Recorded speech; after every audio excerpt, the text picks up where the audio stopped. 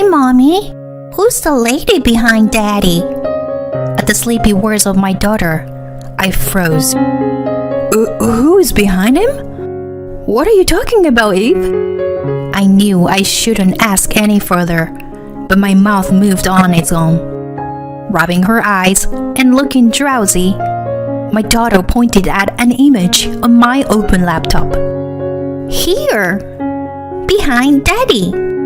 I felt even more suffocated at her words. She could see it too. Taking my eyes off my daughter, I glanced at the screen and saw my husband's face, looking more pale than me. He had been boasting about how having an affair made a man more manly, but now he looked pathetic. We were on a video call during his business trip, and we were in the midst of a heated argument about his infidelity. He should be the only person on the screen, but my daughter was pointing to the right side of the image. Summoning my courage, I stared at the window in the background that was visible on the screen. My name is Brianna, and I am a 35-year-old housewife who works part-time. I usually work as a receptionist at a car dealer shop from morning until around evening. I married my husband Sam a few years ago, and now we live together with our daughter Eve. Sam and I have been friends since our school days. He was popular with women even back then, partly because of his handsome face, but also because he was used to dealing with them. For example, whenever I changed my hairstyle or nails, he would notice right away and compliment me. And he was good at being considerate, like carrying heavy stuffs. Because of his personality, Sam always had a girlfriend. So when Sam asked me out to dinner, I was very happy. At the time, Sam had just broken up with his girlfriend and was feeling lonely. That led to us going out together many times and eventually becoming an official couple. At the time, I was proud to be dating Sam, and for a while, I was very happy. One day, I was waiting to meet Sam for our date.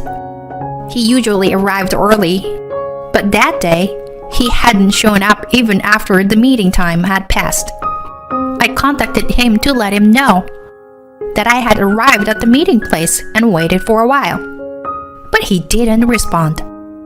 I wondered if he might be feeling unwell, so I headed to the apartment where he lived alone. I pressed the intercom button at the entrance, but there was no answer.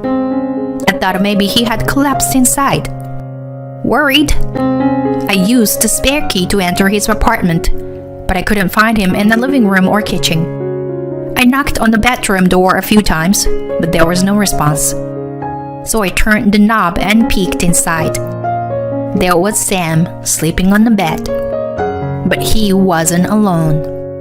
There was another person next to him, with long brunette hair peeking out from under the blanket. The sight is something I still can't forget. Sam, what is going on? I shook him awake. At first, Sam seemed confused or still half asleep and didn't seem to understand the situation. Gradually, he woke up, and his face turned pale as he finally realized what had happened. No, it's just that we were just resting, you know? Nothing happened. Sam's excuse was so weak it was painful. There is no way you could not have done anything while not wearing clothes. At that moment, I was already planning to break up with him. But from the next day on, Sam kept apologizing and begging for me to come back.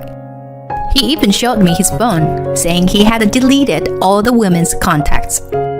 Eventually, I was swept away by his passion and decided to reconcile with him. After that, Sam stopped fooling around with other women. Or at least that's what I wish I could say. But he still regularly met with other women and had affairs. Every time, we talked about breaking up, but for some reason, I just couldn't completely cut ties with him. I got used to it and gradually began to think that as long as I could endure it, everything would be fine.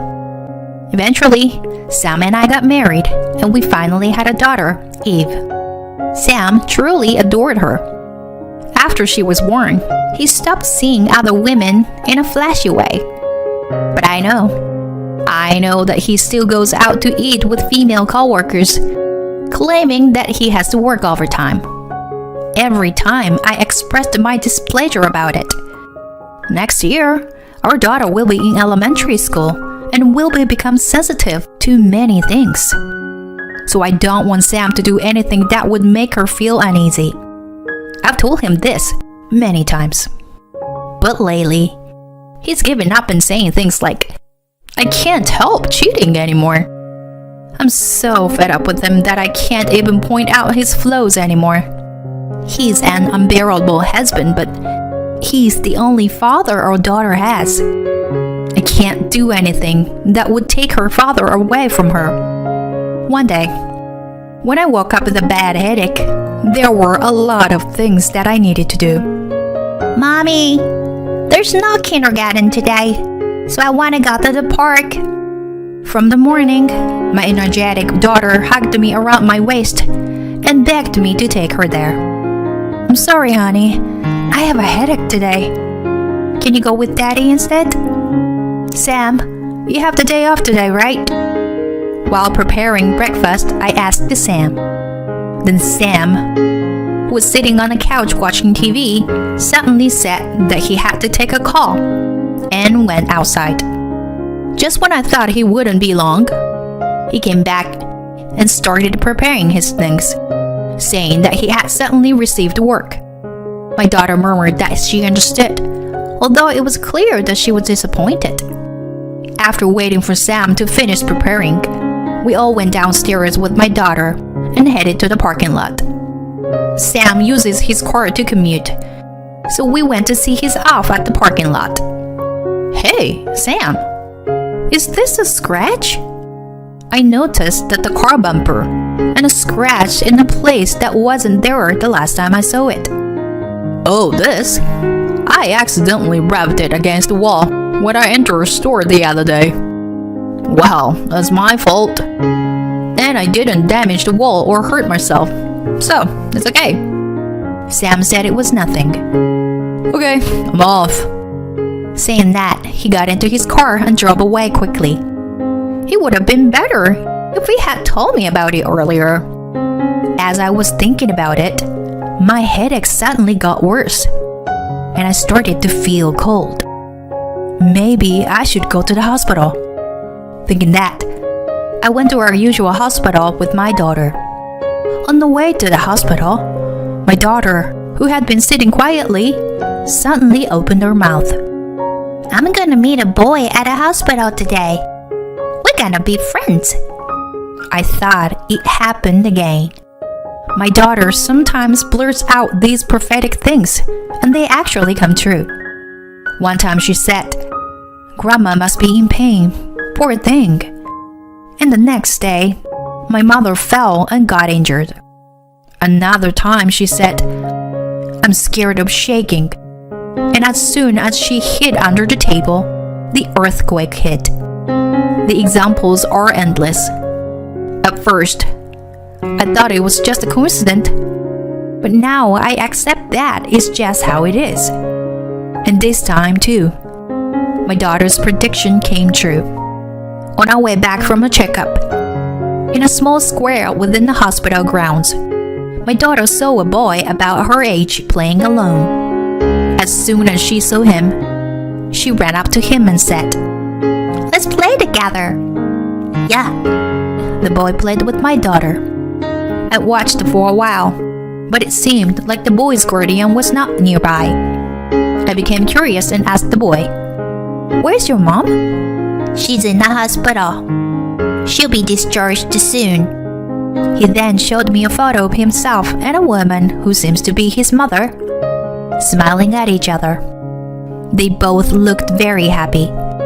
I can't see my mommy while she's in the hospital, so I have this. The boy looked a little lonely as he said that. When I thought I wanted to say something to him, I saw a middle-aged man running towards us from afar. and a boy left with the man. "Shall we go home then?" When I called out to my daughter, she said happily, We'll play together again soon. That night, my condition was somewhat settled. I still had a headache, but it was bearable. As I prepared dinner while playing with my daughter, Sam, who had gone to work, came home. "Hey Sam, can you wait a little longer for dinner?" When I said that, Sam responded with a strangely excited, "Yes, ma'am," and disappeared into the bathroom. I wonder if something good happened at work. A few minutes later, Sam returned from the bathroom humming a tune, and we all sat down to eat together as a family. After taking a bite of the side dish, I asked Sam, "You seem to be in a good mood. Did something good happen?" Sam's eyes shone, as if to say thank you for asking, and he replied, "Actually, I've been assigned to a business trip for the next 6 months. It's kinda sad to be away from you guys, but I'm looking forward to various things." I was very surprised, as he had never been on a business trip for such a long period of time before. Besides, what did he mean by various things to look forward to? Oh yeah? 6 months sounds too long though. But don't you carry it away too much or anything, okay? Keep in touch, okay? My daughter was listening in on our conversation, so I couldn't be too specific. But I wanted to warn him not to fool around with other women. Sam just vaguely nodded and turned on the TV to evade the issue. To cut the chase, Sam didn't contact me at all during his business trip. Not only did he not contact me, but he hardly ever answered my calls when I tried to reach him. It had been a few months since Sam left for his business trip, and I was reaching my limit. I sent him a message on the messaging app saying to contact me, and he finally called me back. He seemed to be in the middle of work and almost hung up, but I managed to arrange a video call for the next Sunday. I wanted to show my daughter her father's face. On Sunday, Sam finally kept his promise. My daughter was happy to see her father for the first time in a month, and she fell asleep satisfied after only a brief meeting. After that, my husband and I talked for about an hour before we decided to end the call. Just as we were about to say goodbye, our sleeping daughter suddenly woke up and pointed at the screen, saying, Who is the angry woman behind you? "Huh? What?" I tried to get a better look and leaned closer to the screen. I noticed a window in the right corner of the screen, and a woman with a terrifying expression was peeking through it. As soon as I saw her, chills ran down my spine, and I let out a scream. Sam also screamed loudly and turned around quickly, and then he collapsed. The woman outside the window made a rattling noise, and she entered the room and yelled at Sam, You married with a child? You've been lying to me all this time, saying you like me. How awful." The woman finished speaking and immediately grabbed Sam's collar. She forced him to stand up and delivered a powerful slap to his face. "Help, Brianna, please," Sam cried out pathetically. To be honest, I felt relieved seeing this scene. I didn't think a cheating man like him would change without something like this happening. It was bad for the deceived women, but he deserved it. That's the punishment you deserved, Sam. I said this and ended the video call. Immediately after, my daughter clung to me. "Go to Daddy. Please, Mommy." "Huh? What's wrong? Daddy will be fine."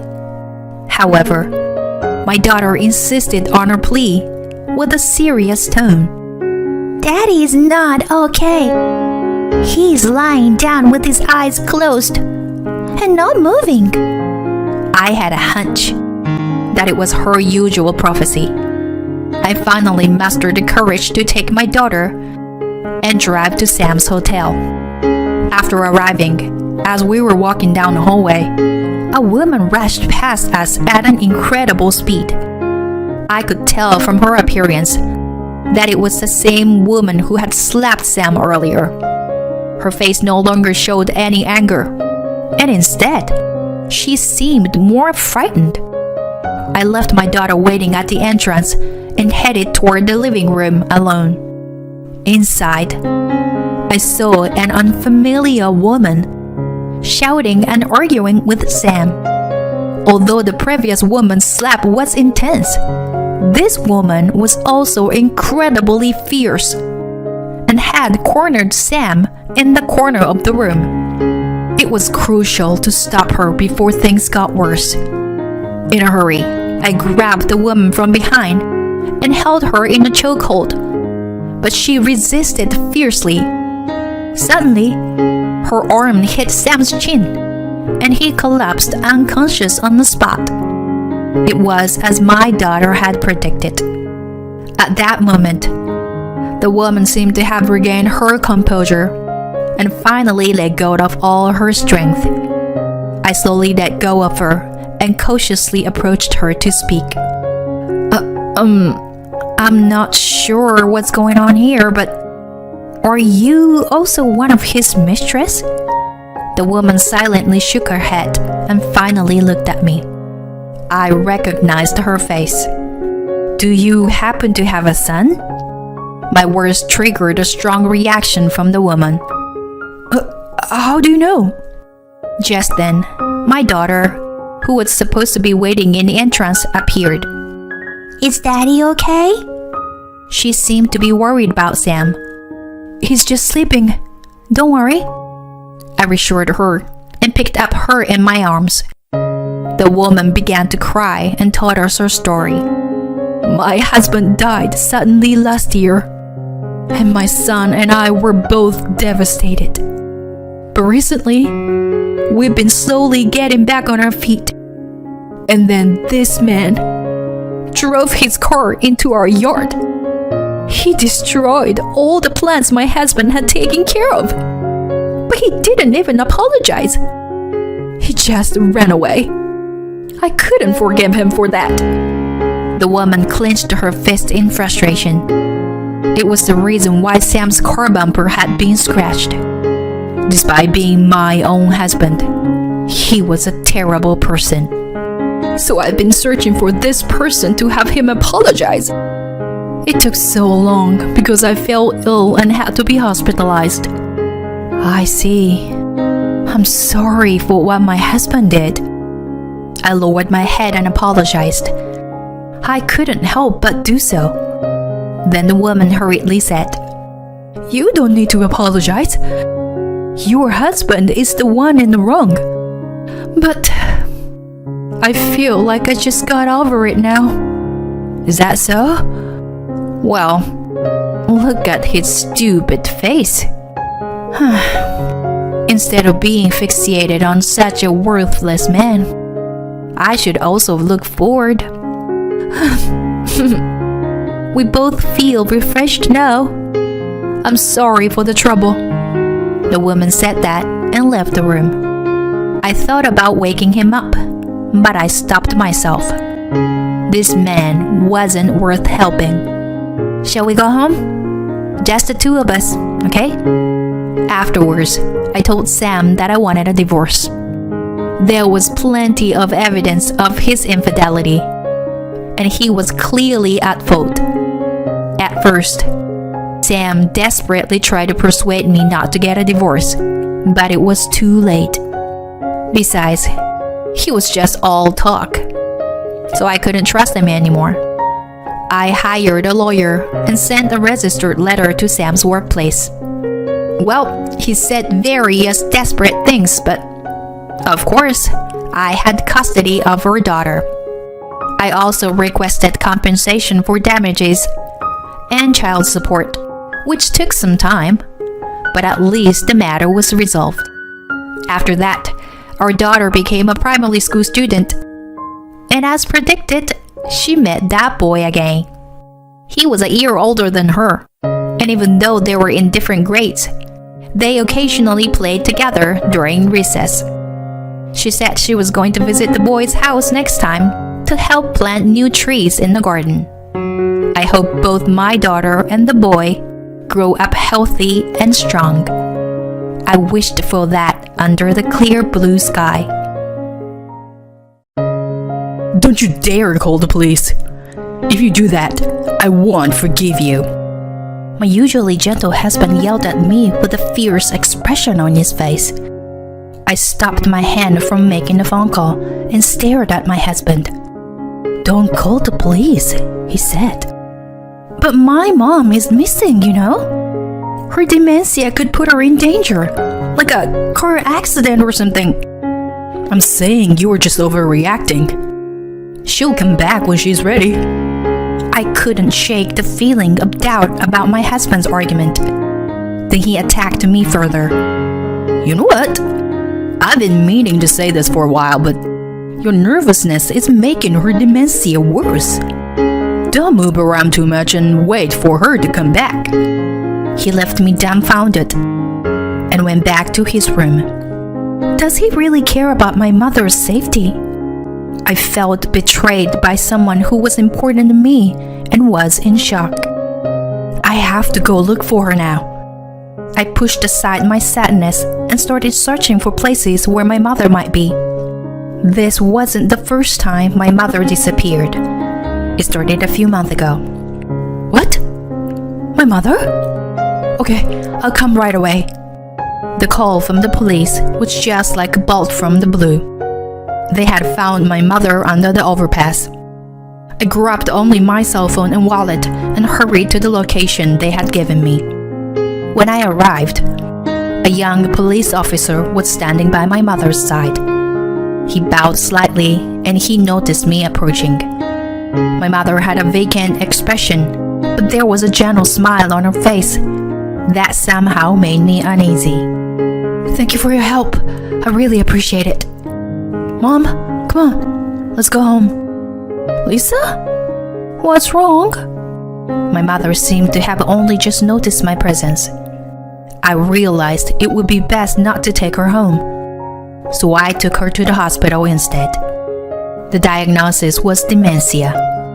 I thought I was prepared, but when the doctor told me, I felt like I had been plunged into a deep, dark hole.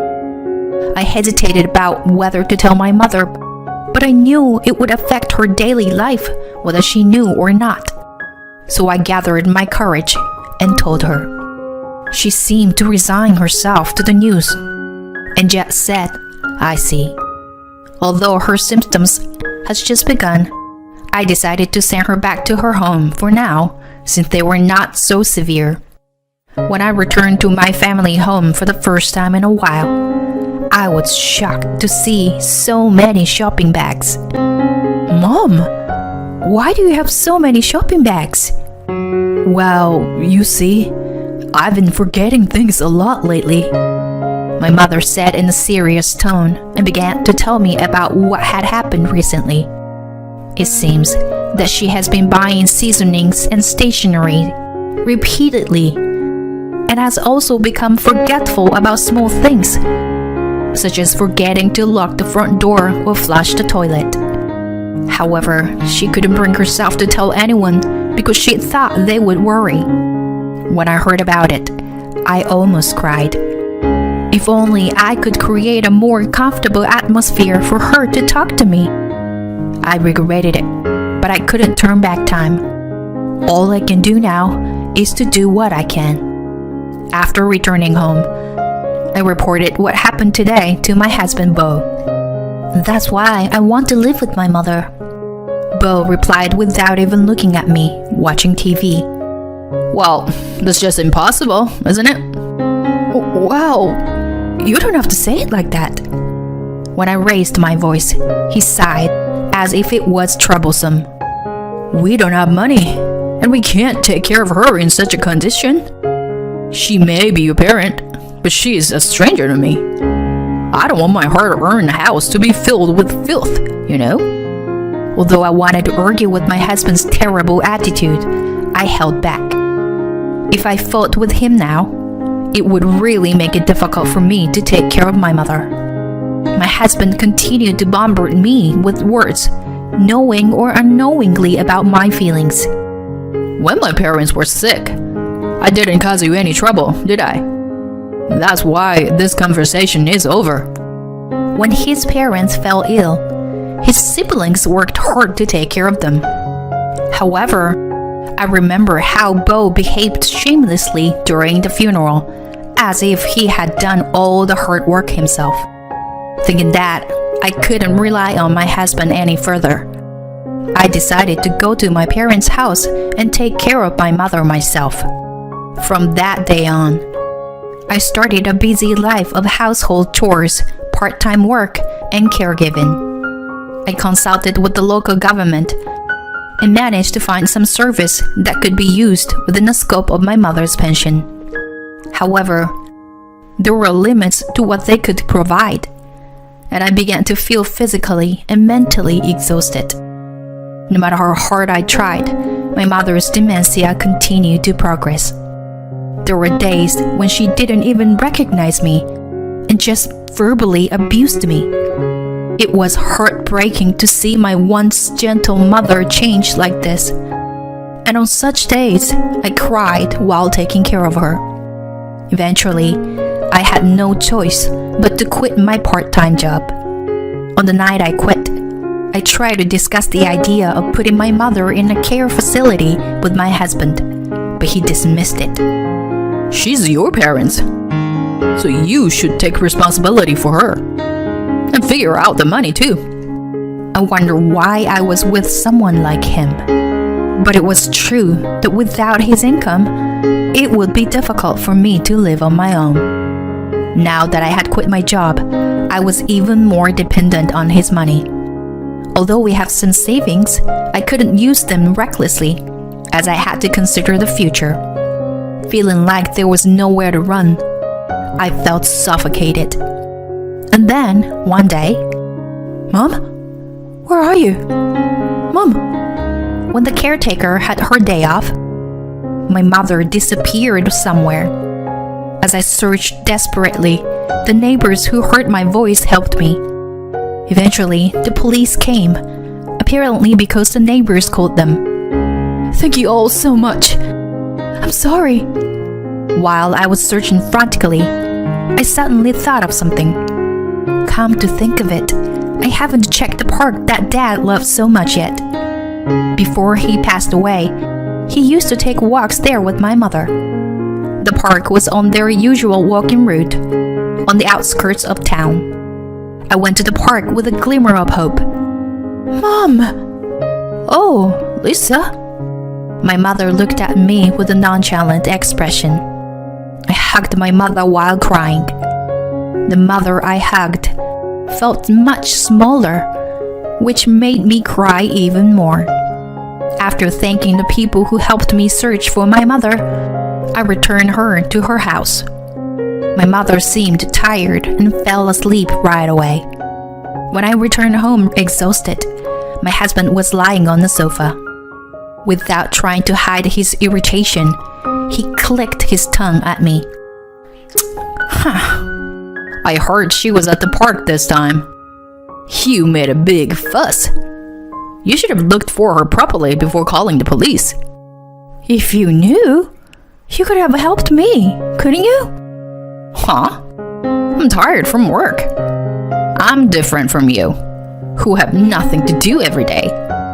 I felt something snap inside me at those words. While looking at his back, I decided that I wanted a divorce. However, an event occurred that shook my resolve. Suddenly, my husband started helping with everything. He would take the initiative to drive and buy bulky items like diapers and water. He even changed the furniture arrangement at my parents' house to make it safer. Although I was initially taken aback by the sudden change, the fact that he was helping me reduced my burden considerably. Not only did I feel physically revealed, but also felt that I wasn't alone, which helped me recover mentally. My husband no longer got angry when I had to leave the house all day for caregiving on holidays. I didn't know what caused the sudden change, but it was definitely appreciated. In the midst of my lonely struggle, it felt like a ray of hope had pierced through. Those days continued for a while, and then my mother left the house again. When I hurriedly tried to find her, my husband stopped me. Calm down. She'll come back. It's possible, but something might happen this time. We should report it just in case. As soon as I said that, my husband's expression changed. Don't you dare call the police. I won't forgive you if you do. He shouted with a fierce expression.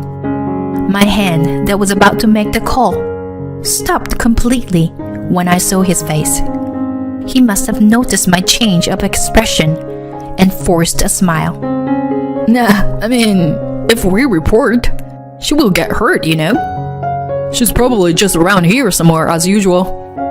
With that, my husband hastily went back to his room. His shouting voice continued to ring in my ears, and I couldn't shake it off, so I slumped down where I was. I clenched my fist tightly and tried to calm myself down before leaving the house to look for my mother.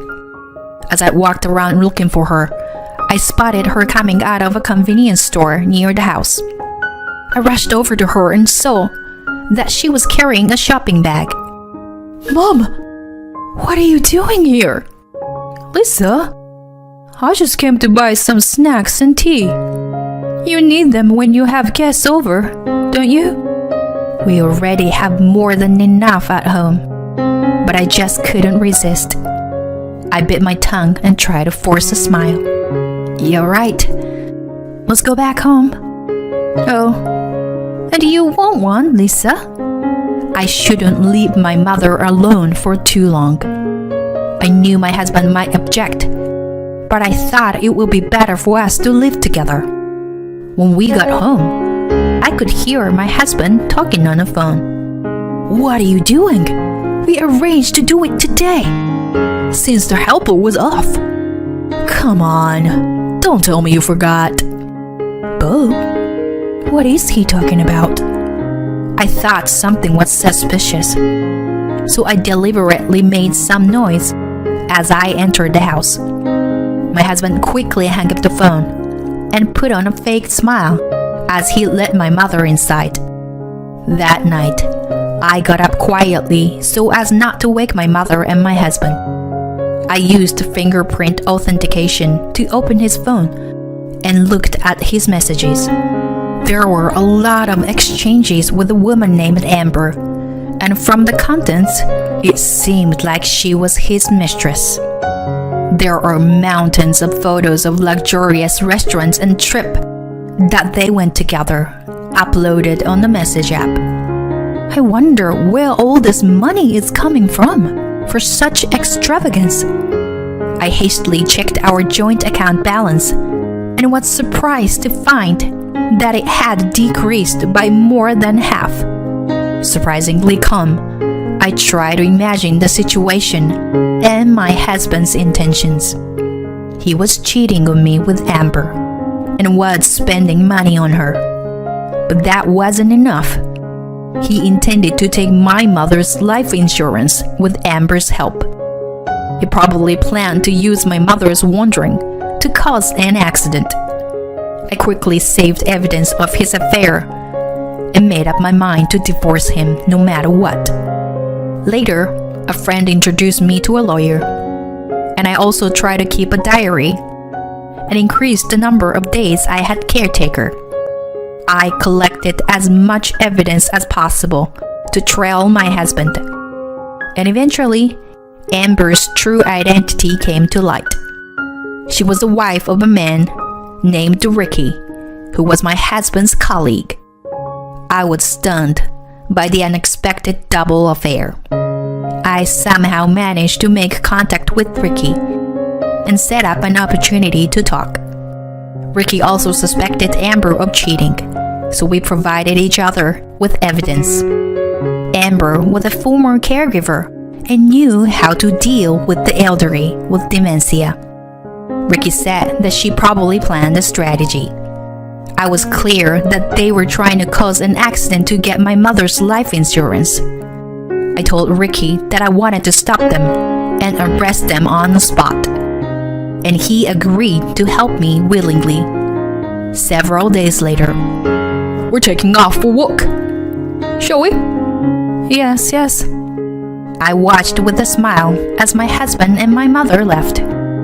I secretly attached a voice recorder and GPS to my mother's clothes and followed behind them so they wouldn't notice. My husband pulled my mother to the park without waiting for her to respond. Then brought her to the middle of a path and tried to leave. What are you doing, Bo? Lisa, Where are you planning on going? leaving my mom. No, it's not like that. This is... At that moment, another couple appeared, essential to the plan. Ricky grabbed Amber's arm and stood her in front of my husband. He threw her bag on the ground, and the bottle of sleeping pills spilled out. My husband realized there was no turning back and kneeled on the ground. We weren't planning on causing any harm. We just wanted to put her to sleep and leave her somewhere far away. What? That's already harmful. What are you thinking? It seems that they were planning to abandon her in an unfamiliar place, hoping that she would get into an accident so that they could receive the insurance money. He believed that he could then live happily ever after with Amber on the run. Ricky and I were both disgusted and immediately told them we wanted a divorce. Although they couldn't be charged with actual kidnapping or harm, we wanted to end our marriage with these people as soon as possible. My mother stood there, looking like she couldn't understand anything that had just happened. I took her hand and left the scene.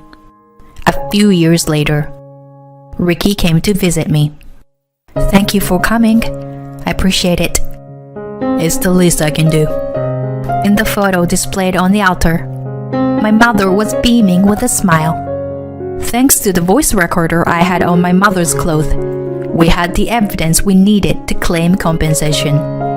Around the same time, Ricky changed his job and became an influential employee at a large corporation in the industry. As a result, my ex-husband's bad reputation spread throughout the industry, and he could not find work in the same field. It seems that once he became unemployed, his relationship with Amber became strained. After all, she was only interested in his money. As the progression of dementia advanced, my mother peacefully passed away 3 years after I started taking care of her. In her final years, she was unable to recognize me. However, she said, "Thank you, Lisa," before falling asleep for the last time. Despite all the hardships, I felt a profound sense of loneliness and emptiness after her passing. I served Ricky some tea, and we chatted for a while before he asked me a question. What are you going to do now, Lisa? To be honest, I don't know. I've lost both my parents, got divorced, and ended up alone. But maybe this is a new beginning for me. I've gained freedom, even though I've lost a lot. Well, I'm thinking of traveling to the places where my parents have fond memories. That sounds like a great idea. As we talked, I felt like the photo of my parents on the table was smiling at us.